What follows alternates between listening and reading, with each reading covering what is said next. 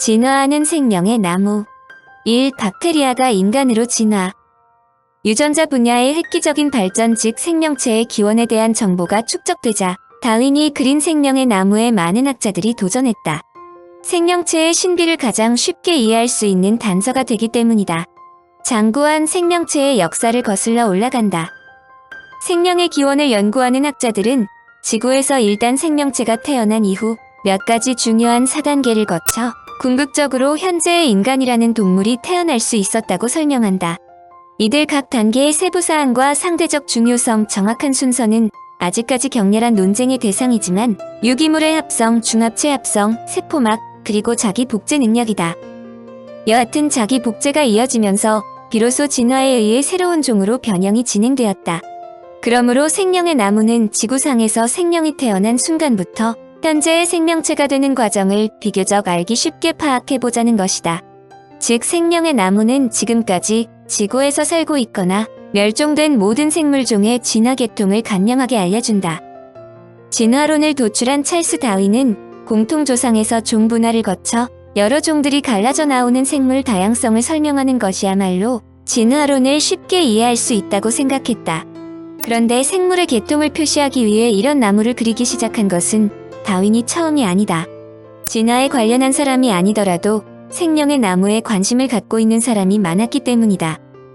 1801년 프랑스 식물학자 오규스텐 오지가 식물의 계통도를 작성했다. 또한 장바티스트 라마르크도 동물 철학에서 동물의 계통수를 작성하였다. 그런데 라마르크의 계통수는 위에서 아래로 발전 단계를 나타낸 것으로 맨 위에 벌레를 놓고 맨 아래 포유류를 놓았다. 그러나 라마르크는 동물 사이에 공통조상이 있다고 생각하지는 않았으며 별개의 여러 계통이 단순한 것에서 복잡한 것으로 진화한 것이라 생각하였다. 미국의 지질학자 에드워드 히치콕은 1840년 자신의 지질학개론에 고생물학에 기반한 생명의 나무를 삽입하였다.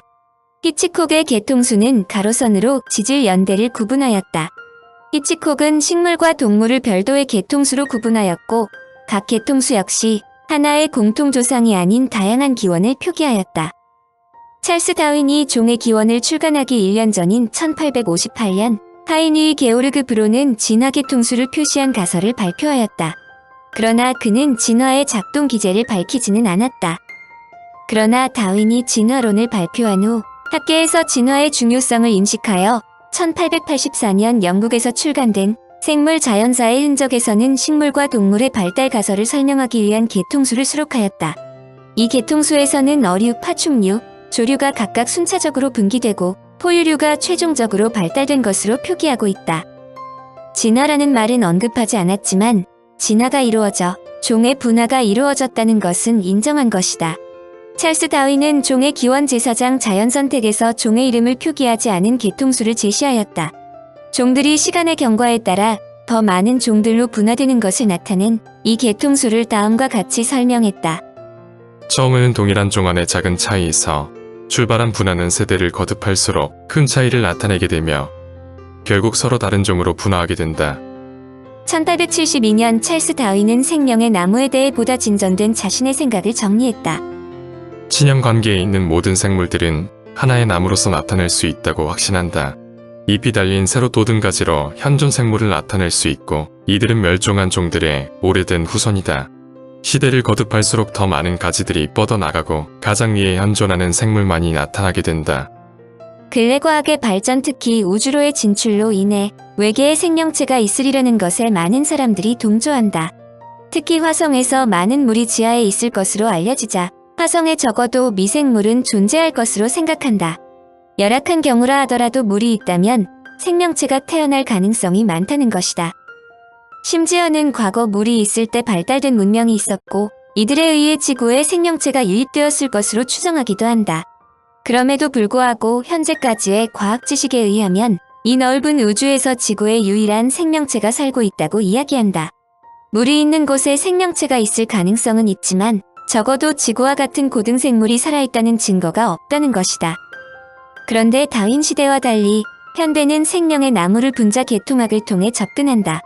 분자 계통학은 오늘날 살아있는 생명체에 존재하는 분자들의 구성 단위로부터 기나긴 생명의 역사, 그리고 생명체들 간의 관계를 추적하는 것이다. 그 의문을 풀어줄 분자들은 DNA와 RNA는 물론 뉴클레오티드 염기와 아미노산 등이다. 이들이 생명의 역사와 우리를 포함한 모든 생명체의 과거를 간직하고 있기 때문이다. 근래 과거에는 전혀 알려지지 않았던 기이한 생명체가 등장한다. 오랫동안 박테리아의 일부로 설명되었던 아르케이아라 불리는 것인데, 이것이 많은 학자들을 놀라게 하는 것은 수평적 유전자 전달이라는 다소 생소한 유전적 변형 방식 때문이다. 아르케이아의 중요성은 오늘날 미생물들이 이제껏 과학이 묘사했던 것과 그 차원이 다르다는 사실뿐만 아니라 원시 생명의 역사 또한 매우 다를 수도 있다는 것을 유추시키기 때문이다. 특히 지금까지 유전자는 후손에게 수직으로만 전달되므로 다른 종으로 전달될 수 없다는 기존 관념 또한 뒤바뀌게 된다. 이는 수평적 유전자 전달이 광범위하게 일어난 현상이라는 사실에 기인한 것이다. 더욱 놀라운 것은 우리 인간이 바로 이런 미생물의 자손일 가능성이 높다는 것이다. 인간뿐만 아니라 모든 동식물, 인류, 핵 속의 DNA를 가진 세포들로 구성된 모든 고등생물도 적용될 수 있다는 것을 의미한다. 많은 학자들이 다윈에 의해 태어났다고 해도 과언이 아닌 진화는 우리가 알고 있는 것보다 훨씬 더 교묘하고 복잡하다는 데 동의한다. 그러므로 생명의 나무 역시 복잡하게 얽혀 있다고 설명한다. 유전자가 아래 세대로만 흐르는 것이 아니라 종의 경계를 넘고 더 큰 경계들을 가로질러 다른 계를 넘나들기도 한다는 것은 상당한 충격을 준다. 이는 어떤 것들이 예상조차 못한 비영장류로부터 새끼를 따라 우리 영장류에 침입하기도 한다는 것을 의미한다. 수혈이나 감염으로 유전자 변형을 초래하는 감염 유전도 이의 한 방법이다. 학자들이 놀라는 것은 바로 이런 수평적 유전자 전달의 결과이다. 데이비드 컨맨은 진화를 묻다에서 항생제 내성을 가진 박테리아가 미치는 수평적 유전자 전달이 상상할 수 없는 결과를 초래할 수 있다고 지적한다. 그는 한 예로 MRSA를 들었다. MRSA는 미국에서만 매년 11,000명 이상, 세계적으로는 더 많은 사상자를 내는 치명적인 세균인데, 그것이 수평 유전을 통해 다른 종의 박테리아로부터 순식간에 모든 약물의 내성을 가진 유전자를 획득할 수도 있다는 것이다. 그 결과가 바로 슈퍼버그, 즉 다중 내성을 가진 죽지 않는 박테리아가 전 세계에 급속도로 퍼지는 이유다. 두 생물계가 아니라 세 생물계. 1977년 일리노이주 어바나 대학교의 칼 워즈 박사는 그동안 알려진 두 생물계 외에 제3계를 구성할 다른 형태의 생물체를 발견했다고 발표했다. 그가 이와 같이 당당하게 주장한 것은 그동안의 생물학의 뿌리를 뒤흔들 만한 몇 가지 발견을 이루었기 때문이다. 그는 생물학의 기본 개념인 생명의 나무를 근본부터 바꾸어야 한다고 주장했다. 그러나 그의 발표도 사전 연구자들이 있었다. 1920년대 중반 영국의 페데릭 그리피스 폐렴을 연구하다가 박테리아에서 뜻밖의 현상을 발견했다. 무독성이던 한 종이 치명적인 다른 종으로 요술처럼 순식간에 변한 것이다. 그리피스가 발견한 현상은 1944년 뉴욕의 록펠러 연구소에 근무하는 오즈월드 에이버리에 의해 박테리아의 형질을 갑자기 다른 것으로 바꾸어버리는 전환 요소 때문으로 알려졌다. 너무나 잘 알고 있는 디옥시리보 핵산, 바로 DNA다. 이후 조슈아 레더버그는 이를 감염 유전이라 명명하고 이러한 형질 전환은 박테리아 세계에서 일상적이고 중요한 과정이라고 발표했다. 또한 추가 연구에서 그것이 박테리아만의 특성이 아니라는 사실도 알아냈다. 이를 확인해준 것이 옥수수 염색체가 한 자리에서 다른 자리로 튕겨다니는 유전자로 그녀는 81세에 노벨상을 받는다. 여기에 린 마굴리스가 등장한다. 마굴리스는 대부분 학자들이 인정하지 않는 세포 내 공생설을 주장했다. 이 개념은 한마디로 살아있는 생명체와 그 안의 생명체들이 협력관계로 통합되었다는 것이다. 그런데 그녀가 주장한 것은 큰 생명체들의 위장이나 코 안에 서식하는 작은 생명체들뿐만 아니라 세포들 내에 있는 세포들도 포함된다는 것이다. 좀 더 구체적으로 말하면 인간을 포함한 모든 동물, 식물 균류와 같이 복잡하게 분화된 생명체 세포들은 포획된 박테리아들을 감싼 비박테리아 껍질들이 모여있는 괴물 같은 것이라고 마굴리스는 주장했다. 그리고 그들 박테리아는 아주 오랜 시간에 걸쳐 세포기관으로 변형되었다는 것이다. 이 문제를 뒤에서 다시 다룬다. 다윈의 비노트, 생명의 나무. 찰스 다윈은 비라고 이름 붙인 작은 비밀 노트에 그의 발칙한 아이디어들을 적기 시작했다. 그가 비글호를 타고 세계를 여행하고 돌아온 지 1년이 채 안 되어서이다. 그의 생각은 단순했다. 살아있는 생명체의 형태는 고정된 것이 아니라 시간의 흐름에 따라 변화한다는 것이었다. 그는 케임브리지 시절 자신의 생물학 교수이자 친구였던 존 스티븐스 헨슬로에게 편지를 보냈다. 태평양의 화산섬 갈라파고스 군도에서 목격한 흉내 집박이의 불가사의한 현상에 대해서였다. 이 새의 부리는 서식지에 따라 조금씩 다르게 생겼는데 마치 한 종에서 여러 종으로 분화한 것 같았다. 다윈의 할아버지 에라스무스 다윈은 주노비아에서 모든 온혈 동물이 하나의 생명 줄기로부터 나왔고 종착점 없이 세대를 넘어 전달되는 방식으로 계속 개선하는 능력을 가지고 있다고 적었다. 다윈은 그의 노트에서 이를 이어 계속 자기의 질문을 적었다. 왜 생물의 수명은 짧은가? 왜 생식이 그렇게 중요한가? 생명체는 고립된 환경에서 왜 달라지는가? 그의 질문은 끝이 없다. 각 종들은 변화를 겪는다. 그것은 진보를 의미하는가? 고양이는 더 나은 고양이가 되는가? 아니면 그 특정 환경에서 번식하기에만 유일한 고양이가 되는가? 번식에 성공한 모든 동물이 계속해서 위쪽으로 분기해 간다면 옛 형태들이 사라지고 다양한 유형으로 개선된 기관을 가진 새로운 형태가 생겨나는 한계는 어디까지인가? 다윈은 이러한 질문을 토대로 다음과 같이 결론 내렸다. 유기체들을 하나의 나무로 표현할 수 있다. 다윈의 탁월함은 이러한 나무의 여러 가지 중 모든 가지가 새로운 싹이 자랄 수 있지만 개 중에는 더 자라지 않고 사라지는 것도 있다는 것이다. 그것은 즉 멸종이었다. 당대의 통념과는 달리 다윈은 종의 죽음 역시 당연한 일로 생각했다. 다윈은 1838년 11월 드디어 진화론을 설명할 메커니즘 즉 세 개의 퍼즐로 생명의 나무에 맞추었다. 첫 번째 퍼즐은 유전의 연속성이다. 자손은 그 부모와 조부모를 닮는데 세대를 거듭하면서 자리 잡은 안정적인 형질을 물려받는다는 것이다.